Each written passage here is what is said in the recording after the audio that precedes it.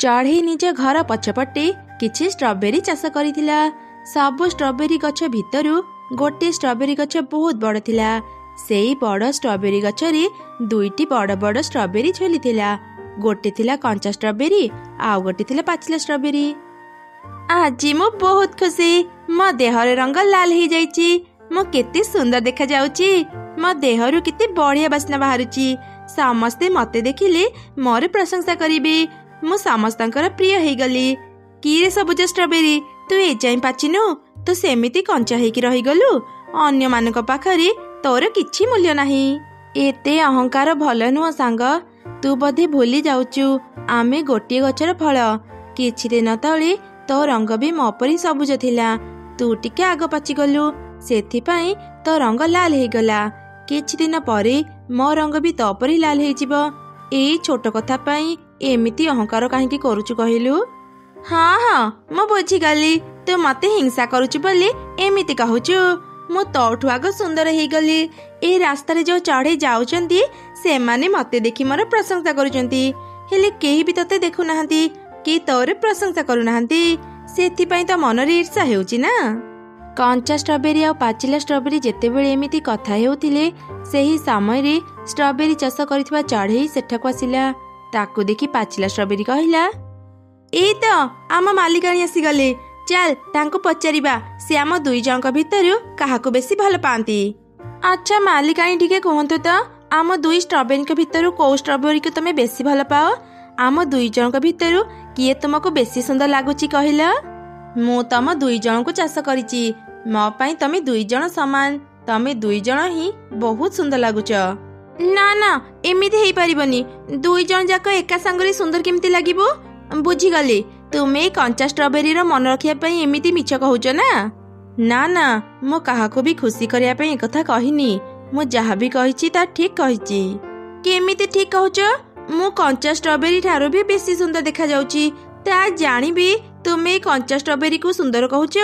एइठो जणा गला तुमे केते मिछुआ। आरे सांग कंचा स्ट्रॉबेरी मालिकाणी को सह काहेकि झगड़ा करूचु कहिलु? ए चुप, मते तू तोर सांग कहिबुनी बुझिलु। मालिकाणी तोर टिके प्रशंसा करिदेले तो सेथिपाई तोर मुह बढ़ी गला। दिन आसीबो तू जानिबु मु तोठु केते सुंदर। एमिति किछि दिन बीती गला। दिने चढ़ेर दुई छुआ स्ट्रॉबेरी गछ पाखरे आसी झगड़ा करुथिले। ए तते केते थर कहिबी, माँ जेतेबेले भी चॉकलेट देबे मु अधिका निबी काहेकि ना मु बड़। माँ तोठु बेसी मते भल पांती। हाँ तो बड़ हेई पारु हेले माँ तो परी मते भी भल पांती। सेथिपाई माँ जहा भी देबे आमे समान भाग करी नेबा। ए तमे दुई जन झगड़ा बंद कर। माँ केबे भी दुई छुआंक भितरु गोटे छुआ को अधिक भल पाएनी। से तार दुई छुआंक ही समान भल पाए। तमे दुई छुआ तम माँ पाखरे मूल्यवान। सेथिपाई तम माँ जहा भी दिए समान भाग करी खाओ। ना ना तमे दुई जन ए कंचा स्ट्रॉबेरी रो कथा सुननी। दुई जन को समान भाबरे केही भी भल पांतिनी। तम माँ तम दुई जन को भितरु जन को बेसी भल पाउथिबे। ना ना ए लाल स्ट्रॉबेरी रो कथा सुनी तमे माने पुणी झगड़ा करनी। बड़ हेउ किंबा सान माँ तार दुई छुआ को समान भल पाए। जदि जानिबाकु चाहुच परीक्षा करिनियो। आमे केमिति परीक्षा करिबु? काली तमे माने किछि काम न करी सोई रहिबो। तापरे तमे माने जानि पारिबो तम माँ काहाकु बेसी भल पाए। परदिन सकाळे दुई चढ़ी छुआ सोई रहिले। से माने बिछणारू उठिलेनी। किछि समय परे तांक माँ सेठाकु आसी कहिला, कि रे आज तमे दुई जण एते समय जाई सोई रहिच? मो सांगरी खाइबा खोजिबाकु जीवनी कि? माँ माँ मते आज जम्मा भी भल लागुनी। बारे दुर्बल लागुची। मु आज कुआडी भी जाई पारिबिनी। माँ माँ मो देह भी आज भल नाही। मु भी कुआडी जाई पारिबिनी। अच्छा हौ आज तमे दुई जण आराम कर। कौन खाइब कुह, मु तम मन पसंदर खाइबा आनी देबी। दुई छुआंकर देह खराब कथा जानी माँ चढ़ेटी बहुत दुखी थिला। किछि समय परे से तार दुई छुआंक पई मन पसंदर खाइबा आनी देला। एमिति से दुई छुआ जानिगले तांक माँ दुई जन को समान भाबरे भल पाए। परदिन से माने पुणी थरी स्ट्रॉबेरी गछ पाखु गले। कंचा स्ट्रॉबेरी तुमे ठीक कहूतिल। माँ आम दुई जन को समान भल पांती। मु निजे भूल बुझी गली। मु आउ केबे भी मो भौणी सह झगड़ा करिबिनी। हाँ हाँ मु भी बुझी गली। मु भी मो भौणी सह झगड़ा करिबिनी। ଯାହାର ନିଜର ମୂଲ୍ୟ ନାହିଁ ସେ ଅନ୍ୟମାନଙ୍କୁ ଜ୍ଞାନ ଦେଉଛି। ଦେଖ, କିଏ କହିଲା କଞ୍ଚା ଷ୍ଟ୍ରବେରୀର ମୂଲ୍ୟ ନାହିଁ? କଞ୍ଚା ଷ୍ଟ୍ରବେରୀ ପାଇଁ ଆମେ ନିଜ ଭୁଲ ବୁଝିପାରିଲୁ, ସେଥିପାଇଁ ତାର ମୂଲ୍ୟ ଆମ ପାଖରେ ବହୁତ। ହେଲେ ତୋ ପାଇଁ ଆମ ଭିତରେ ଆହୁରି ଝଗଡ଼ା ହେଉଥିଲା। ତୋ ମୂଲ୍ୟ ଆମ ପାଖରେ କିଛି ବି ନାହିଁ। ତମେ ଦୁଇଟା ଛୋଟିଆ ଛୁଆ, ସେଥିପାଇଁ ଏ କଞ୍ଚା ଷ୍ଟ୍ରବେରୀର କଥାରେ ପଡ଼ିଯାଇଛ। କିଏ ଠିକ୍ କିଏ ଭୁଲ ଜାଣିପାରୁନ। ଯାଅ, ଚାଲିଯାଅ ଏଠୁ। ଏମିତି ସେ ଦୁଇ ଚଢ଼େଇ ଛୁଆ ସେଠାରୁ ଚାଲିଗଲେ। ପରଦିନ ସକାଳେ ଲାଲ ଷ୍ଟ୍ରବେରୀ କଞ୍ଚା ଷ୍ଟ୍ରବେରୀକୁ କହିଲା, ମୁଁ ତୋ କଥା ବୁଝିଗଲି। ସୁନ୍ଦରତାରେ ତୁ ମତେ ହରେଇ ପାରିବୁନି, ସେଥିପାଇଁ ଚାଲାକି କରି ଅନ୍ୟମାନଙ୍କୁ ମିଠା କଥା କହି ନିଜ ଆଡ଼କୁ କରିନେଉଛୁ। ମୁଁ ଏମିତି କରୁନି ସାଙ୍ଗ, ତୁ ମତେ ଭୁଲ ବୁଝୁଛୁ। ମୁଁ ତୋର ଶତ୍ରୁ ନୁହଁ। ଏଇ ତତେ କେତେଥର କହିବି, ତୁ ମୋର ସାଙ୍ଗ ହେବାକୁ ଯୋଗ୍ୟ ନୁହଁ। ମତେ ଆଉ ଦିନେ ବି ସାଙ୍ଗ କହିବୁନି। ଦୁଇ ଷ୍ଟ୍ରବେରୀ ଯେତେବେଳେ ଏମିତି କଥା ହେଉଥିଲେ, ସେ ରାସ୍ତା ଦେଇ ଏକ ଚିଲ ଛୁଆ ଯାଉଥିଲା। ଏତେ ବଡ଼ ବଡ଼ ଷ୍ଟ୍ରବେରୀ ଦେଖି ସେ ସେଇ ଗଛ ପାଖକୁ ଆସିଲା। ଆରେ ବାପ ରେ, ଏ ଷ୍ଟ୍ରବେରୀଟା କେତେ ବଡ଼! ମୁଁ ଏତେ ବଡ଼ ଲାଲ ଷ୍ଟ୍ରବେରୀ ଆଗରୁ ଦେଖିନଥିଲି। ମୁଁ ଆଜି ଆକୁ ପାଳି ଖାଇବି। ବହୁତ ଦିନରୁ ମୁଁ ଷ୍ଟ୍ରବେରୀ ଖାଇନି। ଚିଲ ଛୁଆର ଏପରି କଥା ଶୁଣି ଲାଲ ଷ୍ଟ୍ରବେରୀ ବହୁତ ଡରିଗଲା। ସାଙ୍ଗ କଞ୍ଚା ଷ୍ଟ୍ରବେରୀ, ମତେ ବଞ୍ଚା। ଏ ଚିଲ ଛୁଆ କହୁଛି ମତେ ଖାଇଦେବ। ମତେ ରକ୍ଷା କର ସାଙ୍ଗ। ଆରେ ଲାଲ ଷ୍ଟ୍ରବେରୀ, ମୋ ଆଗରୁ ତୁ ପାଚିଥିଲୁ ବୋଲି ବହୁତ ଅହଙ୍କାର କରୁଥିଲୁ। ହେଲେ ତୁ ଭୁଲି ଯାଇଥିଲୁ, ପାଚିଲା ଫଳକୁ ଚଢ଼େଇମାନେ ଆଗ ଖାଆନ୍ତି। ଆଜି ତୋର ଏ ଅବସ୍ଥା ଦେଖି ମୁଁ ଜମା ବି ହସିବିନି କି ତୋର ମଜା ଉଡ଼େଇବିନି। ମୁଁ ଜାଣେ ଦିନେ ଦିନେ ତୋ ପରି ଅବସ୍ଥା ମୋର ବି ହେବ।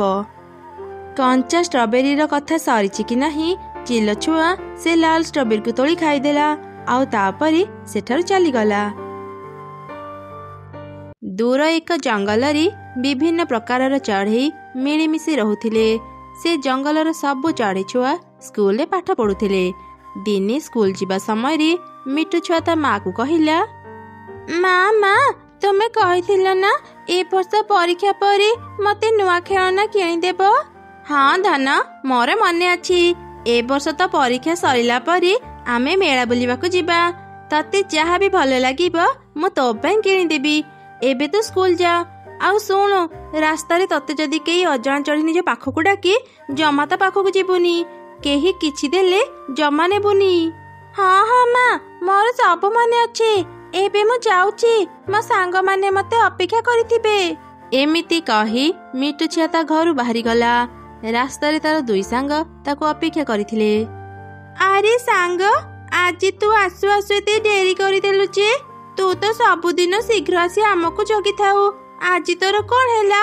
ଆରେ ନା, କିଛି ବି ହେଇନି।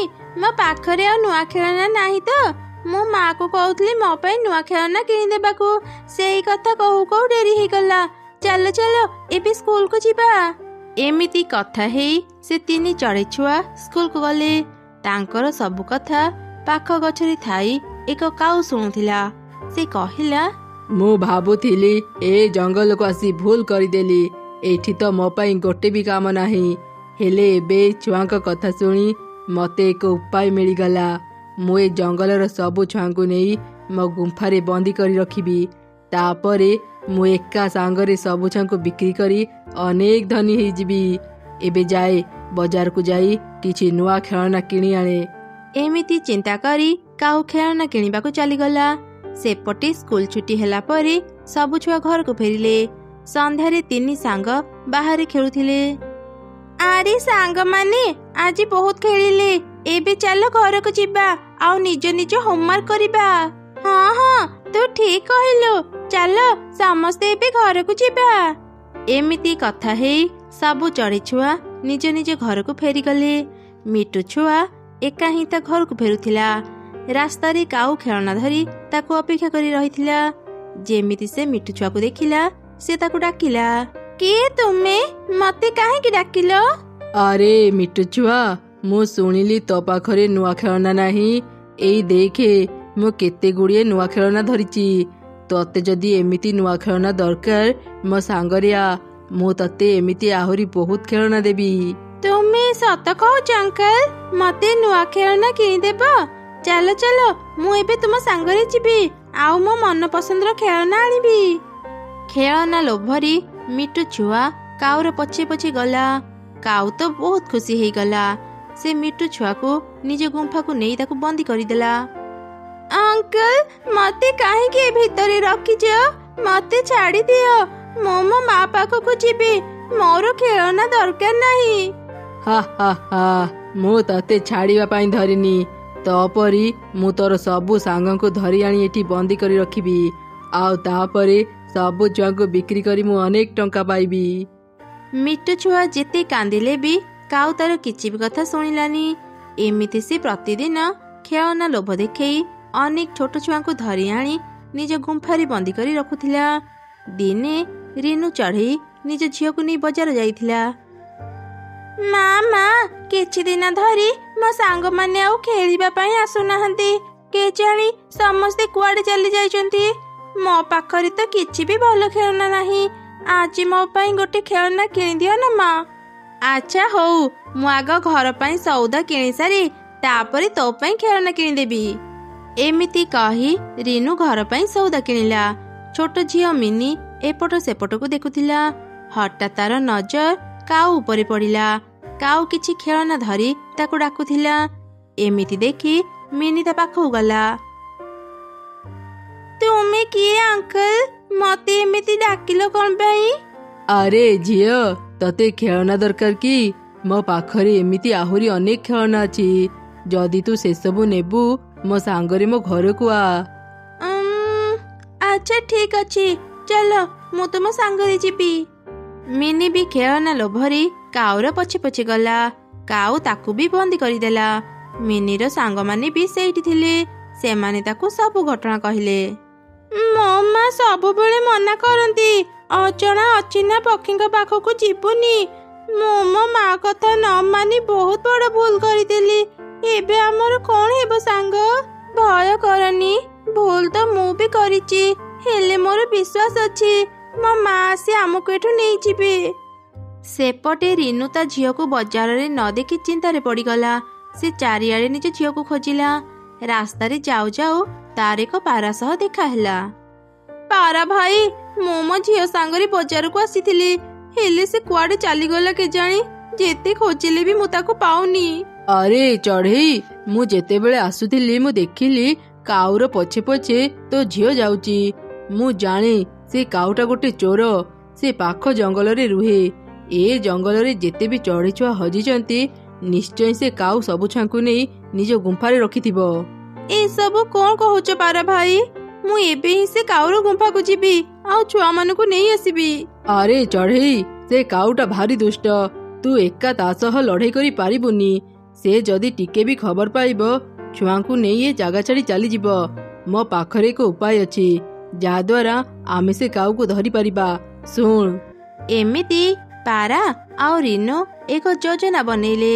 କାଉ ଯେତେବେଳେ ସେ ରାସ୍ତା ଦେଇ ଯାଉଥିଲା, ତାକୁ ଶୁଣେଇ ଶୁଣେଇ ପାରା ରିନୁକୁ କହିଲା, ଆରେ ରିନୁ, ଜାଣିଛୁ ନଦୀ ପାଖରେ ନା ଦୁଇଟି ବଡ଼ ବଡ଼ ପଣସ ଘର ଅଛି।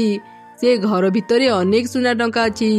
ଏକଥା କେହି ଜାଣିବା ପୂର୍ବରୁ ଆମେ ସେ ସୁନା ଟଙ୍କା ନେଇ ଆସିବା ଆଉ ନିଜ ଭିତରେ ଭାଗ କରିନେବା। ଯା ଶୀଘ୍ର ଘରୁ ବସ୍ତା ନେଇ ଆସିବୁ।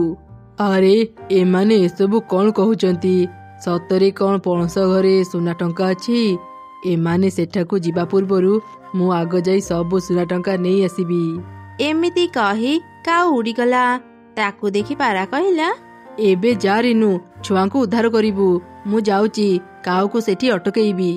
ତାପରେ ରିନୁ ଶୀଘ୍ର କାଉର ଗୁମ୍ଫାକୁ ଗଲା ଆଉ ସବୁ ଛୁଆଙ୍କୁ ନେଇ ସେଠୁ ଚାଲି ଆସିଲା। ସେପଟେ କାଉ ନଦୀ ପାଖକୁ ଯାଇ ଦେଖିଲା ସେଠି ପଣସ ଘର ନାହିଁ। ଆରେ କାଇଁ, ଏଠି ତ ଗୋଟେ ବି ପଣସ ଘର ନାହିଁ। ସେ ଚଢ଼େଇ ଗୁଡ଼ା ଏମିତି କାହିଁକି କଥା ହେଉଥିଲେ? କାହିଁକି ନା ତତେ ଧରିବା ପାଇଁ ଆମେ ମିଛ ନାଟକ କରୁଥିଲୁ। ଯେମିତି ତୁ ତ ଗୁମ୍ଫାରୁ ଟିକେ ଦୂରେଇ ଯା। ଏଇ ସୁଯୋଗରେ ରିନୁ ସବୁ ଛୁଆଙ୍କୁ ସେ ଗୁମ୍ଫାରୁ ନେଇ ଆସିଥିବ। କଣ କହିଲୁ ତୁ? ତମ ମାନଙ୍କର ଏତେ ସାହସ? ମୋ ସହ ଏମିତି ଗଲ? ଆଜି ମୁଁ ତତେ ଜୀବନରୁ ମାରିଦେବି। ଏମିତି କହି କାଉ ନିଜ ଡେଣାରେ ଲୁଚେଇଥିବା ଛୁରୀକୁ ବାହାର କରି ପାରାକୁ ମାରିବା ପାଇଁ ଗଲା। ସେହି ସମୟରେ ରିନୁ ସବୁ ଛୁଆଙ୍କୁ ଧରି ସେଠି ପହଞ୍ଚିଗଲା। ସେ ଏକ ଲାଠି ନେଇ କାଉର ପଛପଟୁ ତାକୁ ମାରିଲା। କାଉ ସଙ୍ଗେ ସଙ୍ଗେ ବେହୋସ ହେଇଗଲା। ତାପରେ ସେମାନେ କାଉକୁ ନେଇ ଥାନାକୁ ଗଲେ ଆଉ ପୋଲିସକୁ ସବୁ ଘଟଣା କହିଲେ। ଜୀବନ ସାରା କାଉ ଜେଲ୍ ଭିତରେ ରହିଲା। ଏମିତି ସେ ତାର ଶାସ୍ତି ପାଇଲା।